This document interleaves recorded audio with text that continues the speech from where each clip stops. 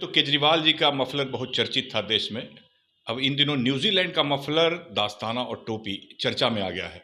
प्रधानमंत्री नरेंद्र मोदी ने जो चर्चा किया कि 35 साल पहले न्यूजीलैंड के लोगों ने उन्हें दिया था और न्यूजीलैंड लेकर पहुंचे। हमारे साथ मौजूद हैं कांग्रेस के प्रदेश प्रवक्ता शिशिर कौंडिल्य जी।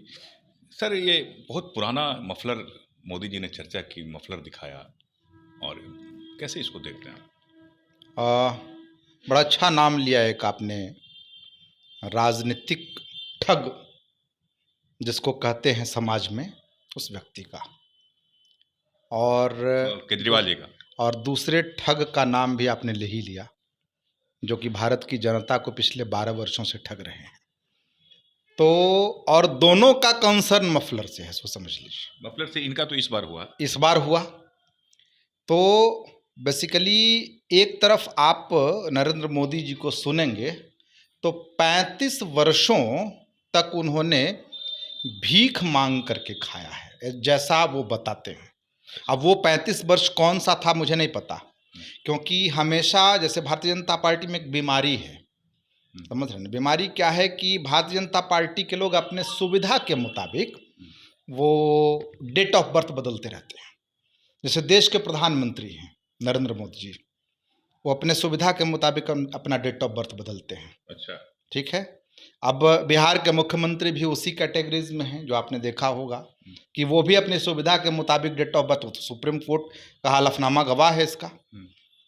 और अभी एक और नया चर्चा सुने, बांकीपुर विधानसभा का जो प्रत्याशी है भारतीय जनता पार्टी का, वो भी अपने सुविधा के मुताबिक जो है वो डेट ऑफ बर्थ बदल रहा है।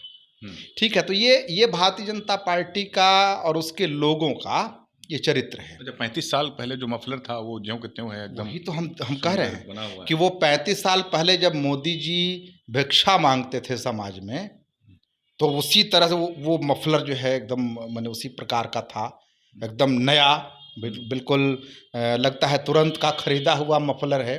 और वो 35 साल पहले का मफलर कोड कर रहे हैं न्यूजीलैंड में। बड़ी विडंबना है जो है सो प्रधानमंत्री का जो चरित्र है झूठ बोलने का।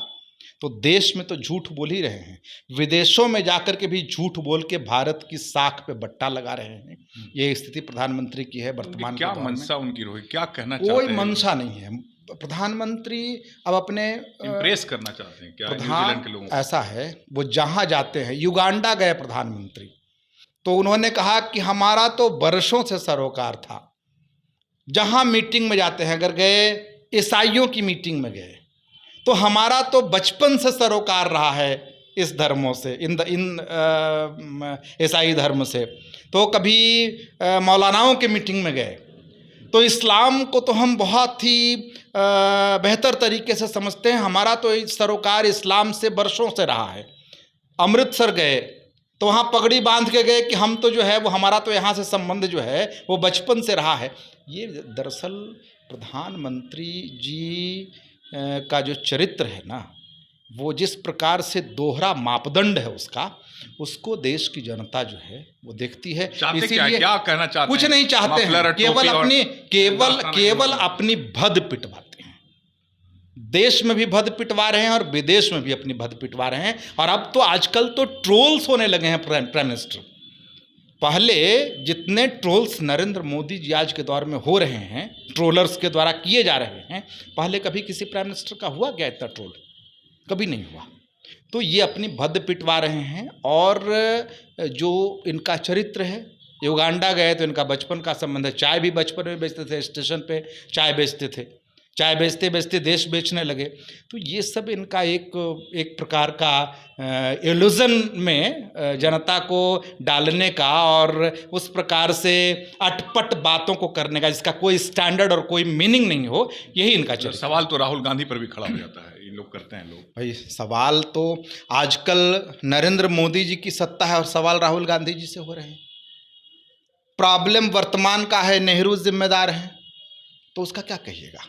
आजकल तो व्हाट्सएप यूनिवर्सिटी से लोग पढ़ाई कर रहे हैं और बीजेपी का आईटी सेल उसका चांसलर है। न्यूजीलैंड के लोग गर्व कर रहे होंगे कि हमारे मफलर यूज करते हैं। न्यूजीलैंड के लोग जो है मजाक उड़ा रहे होंगे, समझ गए ना।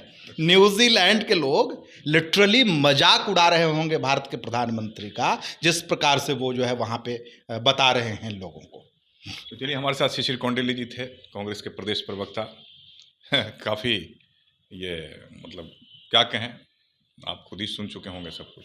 देखते रहिए हमारा खास कार्यक्रम, लाइक कीजिए, शेयर कीजिए और फॉलो ज़रूर कीजिए।